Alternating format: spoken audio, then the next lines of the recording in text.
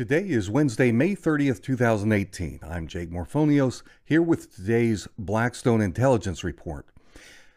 About a week ago, back on May 23rd, former CIA operative and anti-Trump candidate for president, a guy named Evan McMullin, he posted this on his Twitter account, quote, "There is no deep state, only laws and those who uphold them." Now, considering that Evan McMullin is a key member of the deep state, his words are about as genuine as if John Podesta were to tweet out that there is no such thing as elite pedophile rings. Well, there most certainly is a deep state. And over this three-part series that I'm going to present to you, I'll help you see exactly how the deep state works. In this first episode, I'll give you a general overview of the deep state, and I'm going to play a secretly recorded conversation between Secretary of State John Kerry and a group of Syrians who were part of the CIA operation against the Syrian government. In part two, I'm going to go through the actual deep state operatives who played roles in that CIA coup attempt, including CIA agent McMullin and CIA asset John McCain. And in part three, what I'll do is give a very detailed lesson on today's deep state structure and how they conduct their very dark, very dirty business on behalf of the New World Order right now, right before our eyes. So let's begin. I want to start by giving you a general definition of what the deep state really is. You're going to hear different opinions on this depending on who you talk to, but here's my own assessment. Really, we need to define two key terms, the deep state and the shadow government. When we talk about the deep state, what we're really talking about is a criminal organization. And when we talk about the shadow government, we're talking about those powerful people who operate that deep state criminal organization, okay? The shadow government, which is also called a cryptocracy, it's a group of powerful people who have so much influence over the policies of the United States that they, in essence, constitute their very own secret government, a government that is functioning behind the scenes, out of sight of the business of what our legitimate government is doing. And these powerful people are alluded to by different labels. Some people call them globalists, the New World Order, the Rothschild Mafia, the Illuminati, and so forth. And really, there are very nuanced differences between those different terms. The terms get misused all the time, but some of these people are politicians. Some of them are bankers. Some of these shadow government operatives are bosses of multinational corporations. Some of them are just simply very rich elitists whose wealth gives them an immense amount of influence. So someone like George Soros, for example. Well, these people include men, it includes women, mostly men, but there are some women. They come from all different political parties and ideologies. Some of them are Marxist, some are fascist, some are corporatist, some are Zionist. Some of these people are U.S. citizens and some aren't. Some of the names are well known to the public, but really most of them are not. Many of the names are not well known. But what unites all of these people is that they are all, each and every one of them, evil sociopaths. These are people who have insatiable lust for wealth and for power. And the way that they go about obtaining power and wealth is through the mechanism of what we call the deep state. The deep state is the organization and its various bureaucracies. Think of the deep state almost like a corporation. The various departments of a corporation, they all function together, but each individual department has its own goals. They do their own things. So, for example, the marketing department, what they do is going to be different from what the engineering department does, what the sales department does. But while each individual department has its own department goals and they do different things, the fact is that all of their work combines together to accomplish the overall goals of the corporation, right? Well, that is very much how the deep state operates. It's got all these different components that make up the organization. So it has, for example, the U.S. State Department and its vast bureaucracies. You've got the non-governmental roundtables, the think tanks, such as the Council on Foreign Relations, the Trilateral Commission. These things that craft the foreign policies for the State Department to implement. Then there's the military-industrial complex, which is basically just the war-for-profit industry. This is what outgoing President Dwight Eisenhower tried to warn us about. Then there are other powerful groups. There are multinational corporations such as oil and energy giants. We have the military and intelligence communities that are definitely the backbone of the deep state. And then, of course, we've got all of the central and Wall Street investment bankers, or the banks themselves, the institutions. Now, all of these various components, they each have their own individual goals. They're all working for what's good for them. But the powerful players that make up the shadow government, they take the heads or the key figures in these various organizations, and they secretly work together for mutual gain. They work outside of the law to achieve what they cannot achieve within the law. And that is what makes them criminal organizations. Now, here's how the shadow government operates. Let's say, for example, we use the example of Syria. So let's say that a group of Rothschild-linked corporations and banks, they want to be able to build a pipeline and some kind of gas pipeline, oil pipeline through Syria. But the Syrian government says no. What happens is that the New World Order Policy Development Group, which is the Council on Foreign Relations, they write up some policies that would benefit that Rothschild network if America were to implement them. And the purpose of these policies is to coerce Syria into relenting. So this could be, for example, something like placing harsh economic sanctions on Syria to cripple them economically and make the cost of resisting the Rothschilds a much heavier toll than if Syria were to just give in to their demands and give them what they want. Let them build that pipeline. So we've got the Council on Foreign Relations, the CFR. They write the policies, and those policies are then adopted by the U.S. State Department. The CFR is not a government agency, but it is so intertwined that it's almost inseparable. In fact, many, hundreds and hundreds of CFR members are in key positions in the State Department. Almost all of our secretaries of state since the 1900s have been members of the CFR. Most of these policies that the CFR crafts and that the U.S. State Department implements, they don't require congressional approval, so they're operating largely outside of congressional oversight. The State Department is in reality just a tool of the CFR, and the CFR, again, this is what the Rothschild network uses to take their ambitions, the laws they need to change, the policies that need to be implemented so that they can do what they want to do with their oil corporations, their banks, and so forth.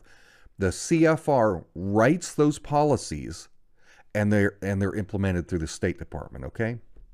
So the State Department is just a deeply entrenched government bureaucracy. We need to just gut the State Department. Now, regardless of which party controls the White House, what we always see with the State Department is that this bureaucracy stays essentially the same year after year.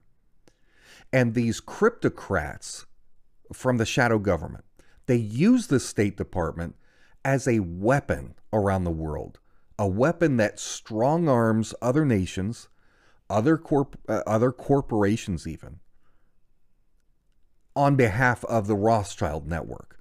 Now, what happens when the target of the New World Order's sanctions implemented by the State Department or other efforts, when these things fail to achieve their desired goal, if their economic manipulation doesn't work, what they do is they turn to using the deep state's enforcement apparatus.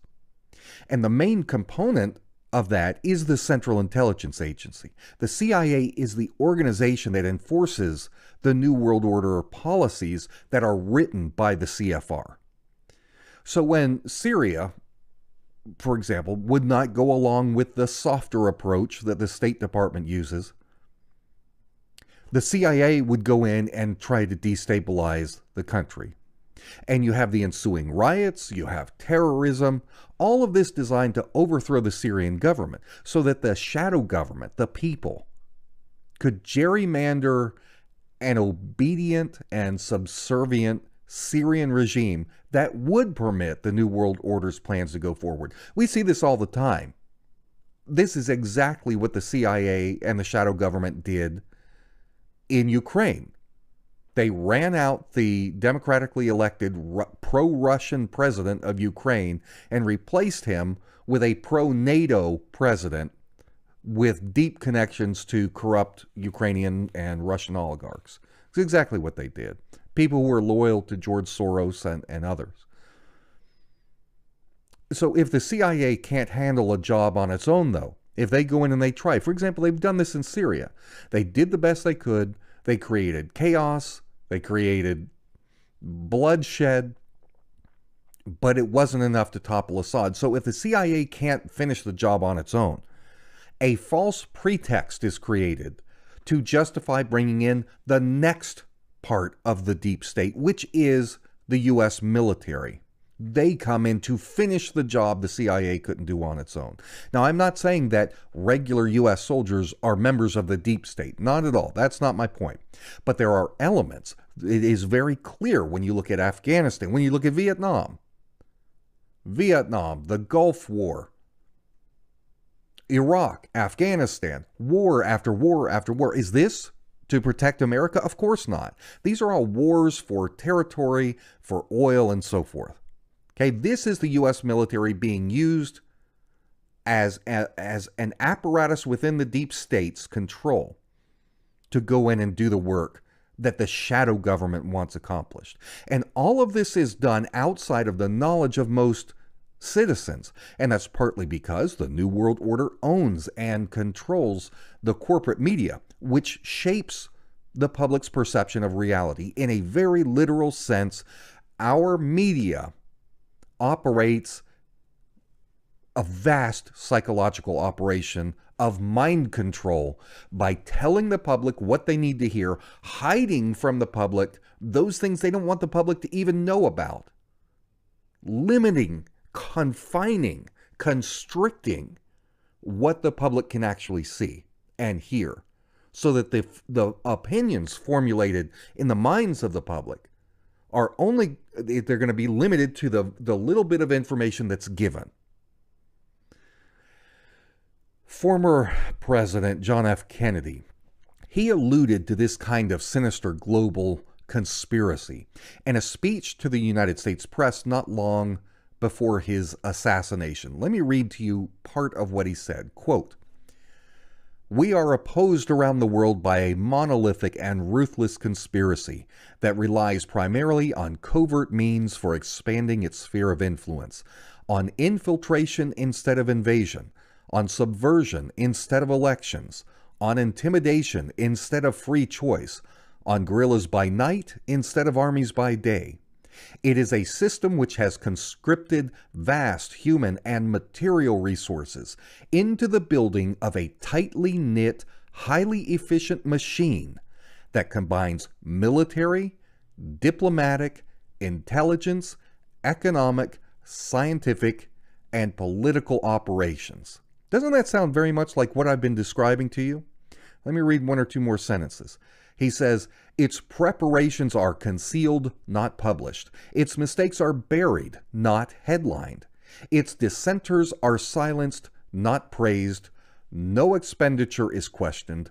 no rumor is printed, no secret is revealed. That, ladies and gentlemen, is the deep state that is controlled by the shadow government. Now, of course, back in the 1960s, JFK is referring primarily to what was the threat at the time, and that was the communists.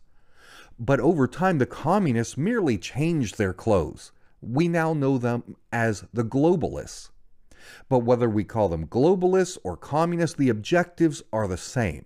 Now, let me share some research with you that I've been doing on deep state activities related to Syria. First of all, the Obama administration had the State Department. Leader was Hillary Clinton, right? She was the first Secretary of State in the Obama administration. Syrian President Bashar al-Assad had already said no to the New World Order Network's plans to run a new pipeline through Syrian territory. He said no. The pipeline would operate in competition with Syria's allies, with Russia and Iran, both nations of which rely heavily on their own oil and gas sales. So the answer was no, we're not going to undermine our own allies. Well, after the U.S. State Department failed to get Syria to budge on this issue, the next phase opened up, with the CIA taking the lead. So we've got the United States deep state coordinated with other factions that had their own vested interests in the downfall of Syria. And those factions outside of the United States included the Israelis. They've got their own geopolitical agenda. You've got the Saudis with their oil competition, so they've got an agenda. You've got the Qataris and others. So the CIA helped to orchestrate an uprising in Syria. And they were arming all of these dissidents. They were providing them with combat training.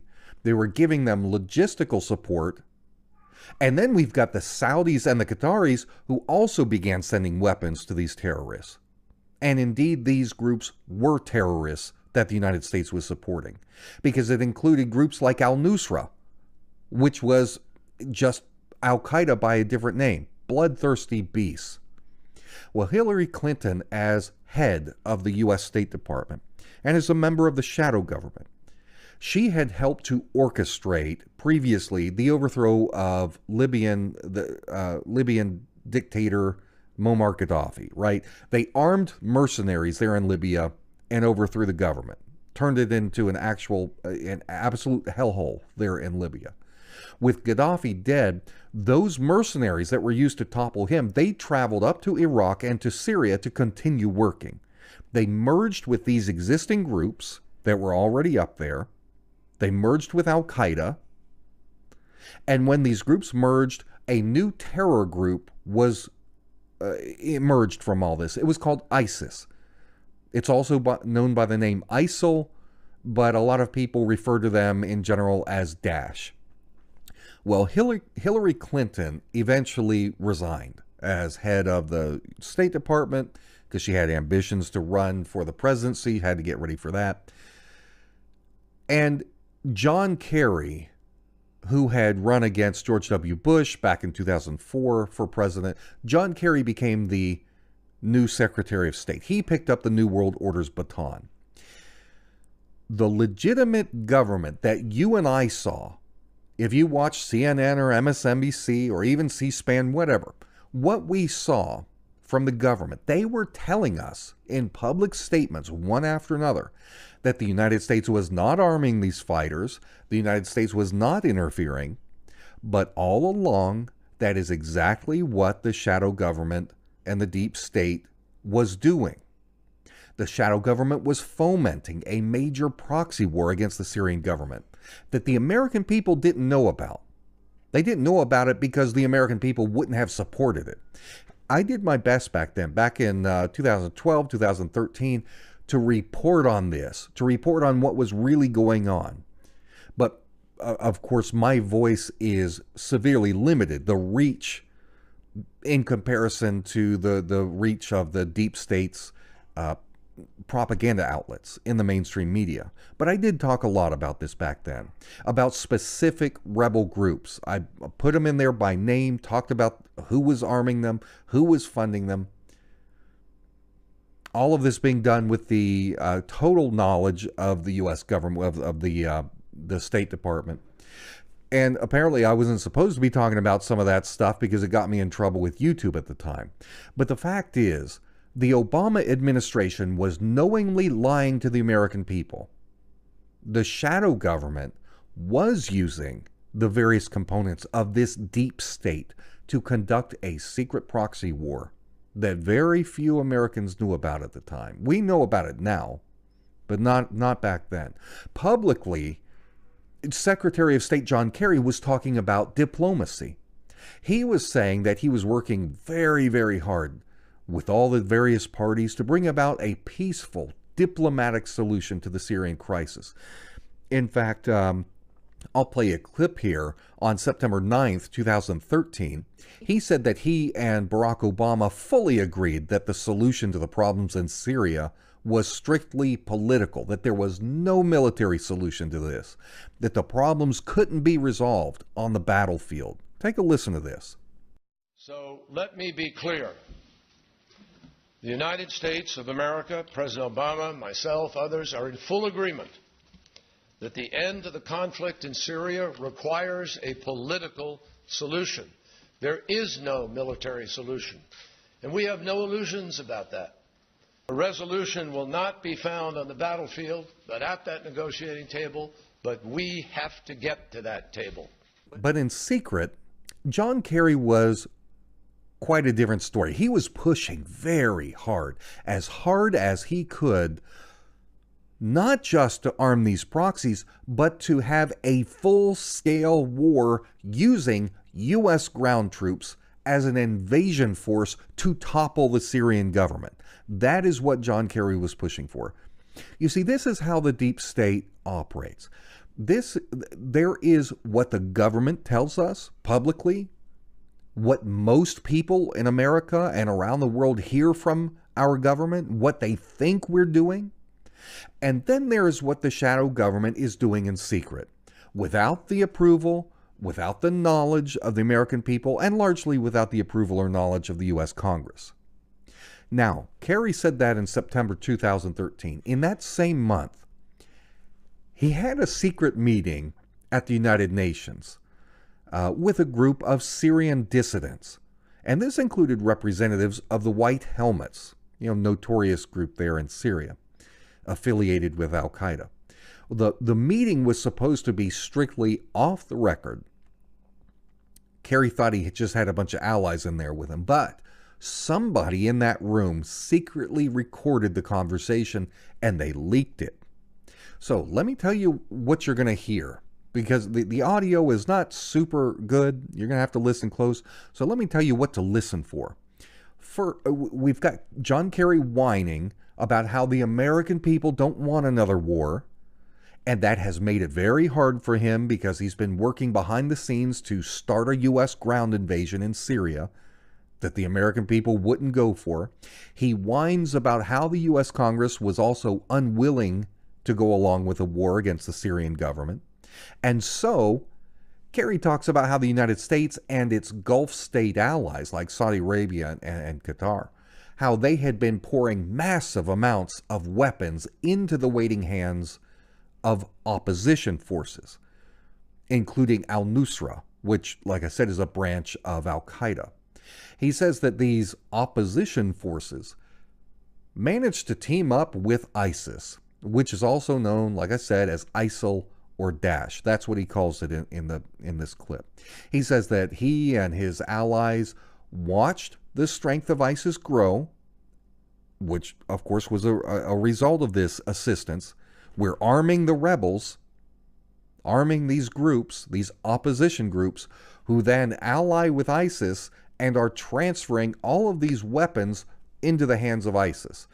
So maybe we're not giving the weapons directly to ISIS, but we're giving them to the people that are turning around and handing it to ISIS. Well, in this video, in this audio, Kerry acknowledges that they know this is going on. He says that they were watching the growth of ISIS. They were watching it with the hope that ISIS would be able to either overthrow Assad or beat him so bad that he would have to essentially relent and give in to the demands of the West, which would be essentially to step down. And because ISIS was becoming so powerful, Kerry says that's why Russia came in. They came in to keep ISIS from toppling the Assad regime. And now that's also why, and he alludes to this as well, that's why Hezbollah from Lebanon came in. That's why Iran came in to help prop up the Syrian government at their request. And he says, he tells this group that Hezbollah is not a threat to America, that they're not attacking America. He says that Hezbollah is normally an enemy of Israel, but that Hezbollah was not trying to fight Israel. And regardless of these facts, regardless that Hezbollah was not attacking Israel, not attacking America, Kerry said we are still arming these proxies inside Syria to kill Hezbollah and Iranian fighters who were battling to defeat ISIS. This leaked audio was incredible, but the mainstream media barely mentioned it. Just like John F. Kennedy said, doesn't get reported, it gets suppressed. It largely went unnoticed by the public at the time. So listen to this clip.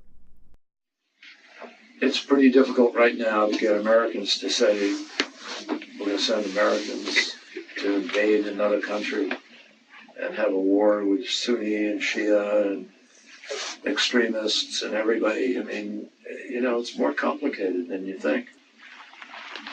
I've argued for use of force. I stood up, I'm the guy who stood up and announced we're going to attack Assad because of the weapons.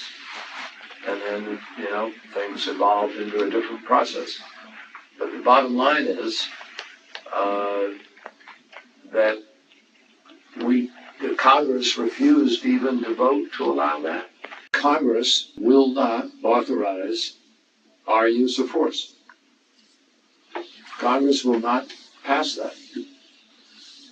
And so we're trying to help the best way we can. You know, we can always throw a lot of weapons in.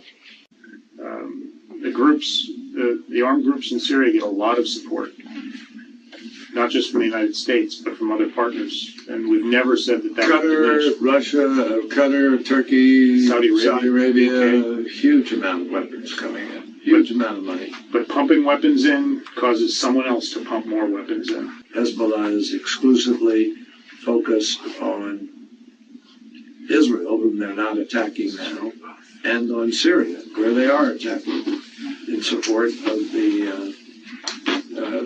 Assad. How to make the Syrian people accept this argument that because Hezbollah or Fadl Abbas, the Iraqi and Iranian groups are not fighting the United States now, so they are not targeted by the attacks against terrorism in Syria. They kill Syrians. They are targeted by the opposition. We are arming. So, and training. I mean, the reason Russia came in is because ISIL was getting stronger. Daesh was threatening the possibility of going to Damascus and so forth. And that's why Russia came in, because they didn't want a Daesh government. And they supported Assad. And we know that this was growing. We were watching it. We saw that Daesh was growing in strength. And we thought Assad was threatened. We thought, however, we could probably manage, that Assad might then negotiate. Instead of negotiating, you got Assad. Now you got Putin to support him. So Nusra makes it hard. Al-Nusra and Daesh both make it hard because you have this extreme element out there. And unfortunately, some of the opposition has already kind of chosen to work with them.